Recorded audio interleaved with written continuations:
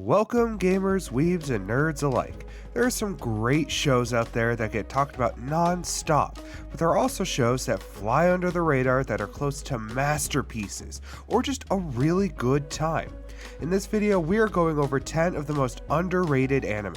Of course, there'll be shows that flew even under our radar, so let us know in the comments what anime you think is underrated. Make sure to subscribe so you don't miss out on more geek content. Without further ado, let's get into the list. Kicking off this list, we have Orb on the Movements of the Earth. I'm honestly kind of surprised a little bit that this anime isn't talked about more. This started coming out in fall of last year and in essence was kind of described as a Polish Vinland saga about space.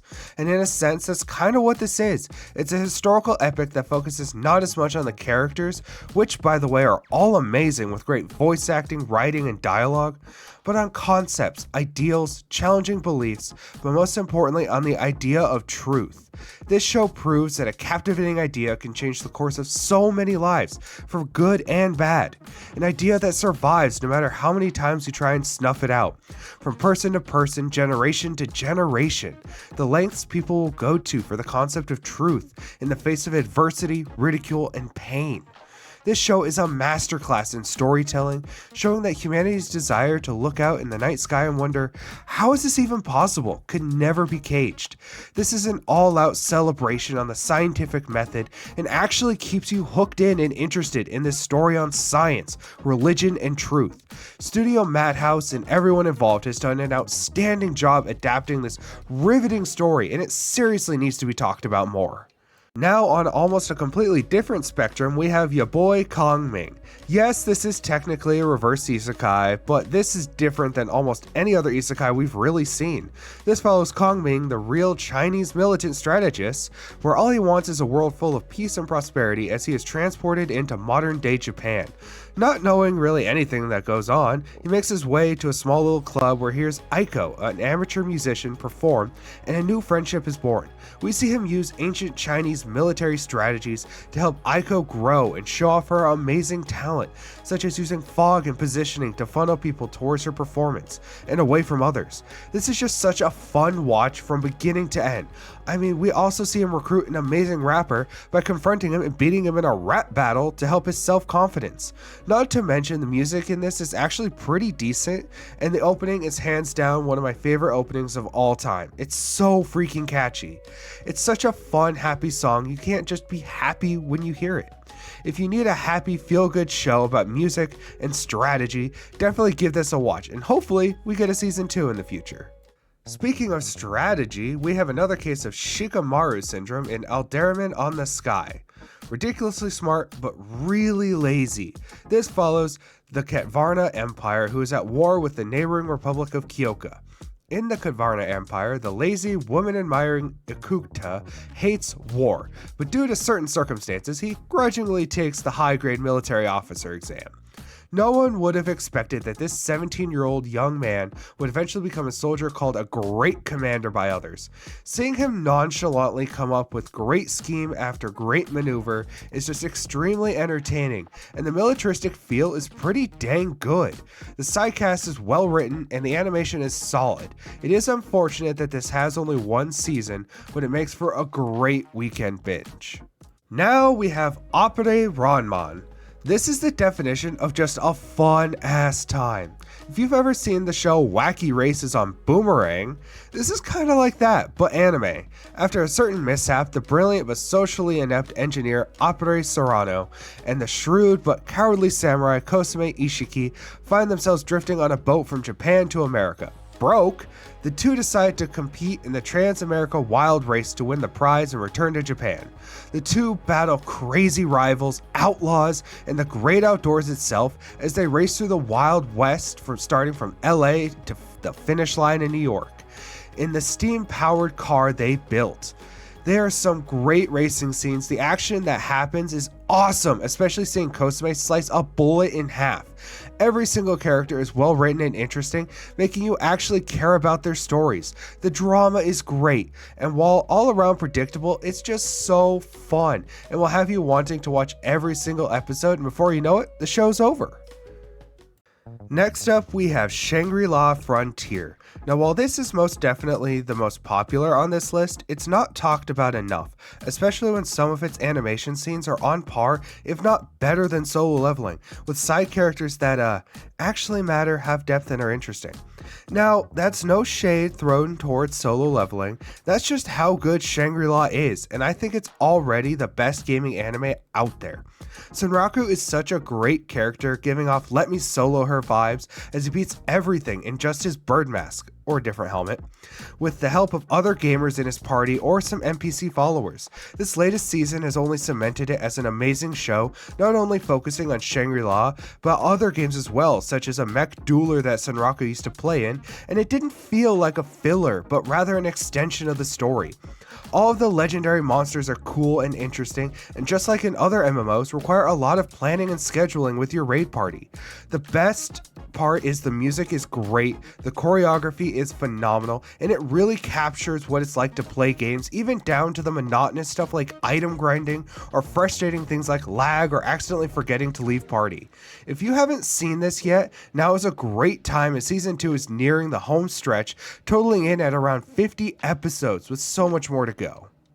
Next up, we have Black Lagoon. This is a fun time with a great cast of characters. This follows Okajima Rokuro, who is a Japanese businessman in a town full of Japanese businessmen. He finally gets a breakthrough as he's sent by his company to the tropical seas of the eastern China to deliver a disc. But his boat gets hijacked by a band of mercenaries hired to retrieve that disc. Rock, as he's newly dubbed by his captors, catches the interest of the only female merc, Revi, as she thinks he's a worthy ransom, taking him hostage. However, that disc that was stolen has a terrible secret that's unknown to him and his captors, and causes massive confusion and chaos for both him and the captors. Every episode is a high-octane thrill ride and has some great action scenes. It's also one of the times where the dub is 100% the best way to go. If you're into crime dramedies, definitely give this a shot, as it has 2 seasons and is on a multitude of different sites. Now we have Made in Abyss. I've mentioned this one on here before, but I seriously think not enough people talk about it or have given it a chance. This is one of those, oh, it's about cutesy characters having fun exploring, until they get to the exploring and it becomes an absolute horror fest. The lore and world building in this show is phenomenal. The Abyss is so thought out and well explained, and the horrors that each deeper layer presents just captivates the viewer. This follows Rika, who wants to find out what happened to her mom, who was a White Whistle, the highest ranked explorer, and after she encounters Reg, a robot relic, she decides to make the descent. The effects each layer has, if you try and go higher, gets worse and worse, from nausea and headaches to bleeding and literally losing your humanity. Every character is interesting and well written, the music is gorgeous, and the animation is great. It definitely isn't a show for everyone, and does have some tough subject material, but all around it is a great story, definitely worth a watch. Now, to include some romance on this list, we have My Happy Marriage. If you enjoy romance shows but a little bit more fantasy than realism, this show is definitely right up your alley. It is both dubbed and subbed, and both are very well done. This follows Mio, who is, despite being a noble, her birth mother died at a young age, and she grew up being abused by her stepmother, sister, and her biological father. Then she finds out she's being married off to Kyoka, a soldier with a reputation for being a little heartless and cruel, with multiple previous fiancés having fled his household. She resigns herself to her fate as she has been abandoned by her family and goes to live with Kyoka. Come to find out that he's not as the rumors portray him to be. The relationship is beautiful to see, and the interactions we see with other characters and families are well developed and don't feel cheesy.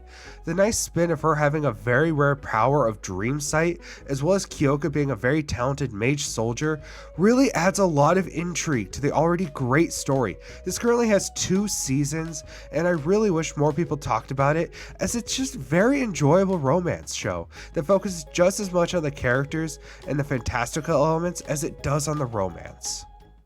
Next up, we have the Ancient Magus Bride. Now, if you want a pure fantasy romance, this is probably the best one out there that deserves so much more attention. We say Chisei Hattori, who has lived a life full of neglect and abuse, devoid of anything resembling love. Just when all hope seems lost, a fateful encounter awaits her, when a man with the head of a beast wielding strange powers obtains her through a slave auction. Chisei's life will never be the same again. Well, yes, you could argue this might have some Stockholm Syndrome, but it grows past that very quickly, and what we see grow and blossom between Chisei and Elias is so wholesome and real.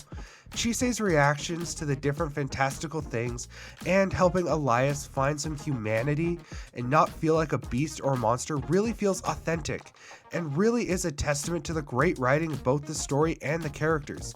Season 2 dives even deeper into Chisei's character development and really solidifies this as not only an underrated romance, but a phenomenal show definitely worth checking out. And to top it off, it's animated by Studio Wit. Next up, we have Dorohedoro. This MAPPA anime, yes, I said MAPPA, is such a great time and such a cool, unique feel to it. All of the character designs are interesting, and the masks give me almost a Tokyo Ghoul kind of vibe. The story revolves around Kaiman, who does not remember who he was before he was transfigured by a magic user. This transformation left him with a reptile's head and a desire to find the truth about who he really is. Accompanied by Nikaido, his female companion, he tracks down magic users in the hole and unceremoniously chomps down on their head, hoping to find out who it was that put him in that state. One by one, they witness this second man inside the head of Kaiman, and after pulling him back out of his mouth, he asks them the question, "What'd the guy inside my head say?" Every single character is actually pretty interesting, the power system is fun, and it seriously feels like the team cared about the product. The action scenes are well choreographed and have just such a fun, stylistic vibe to them.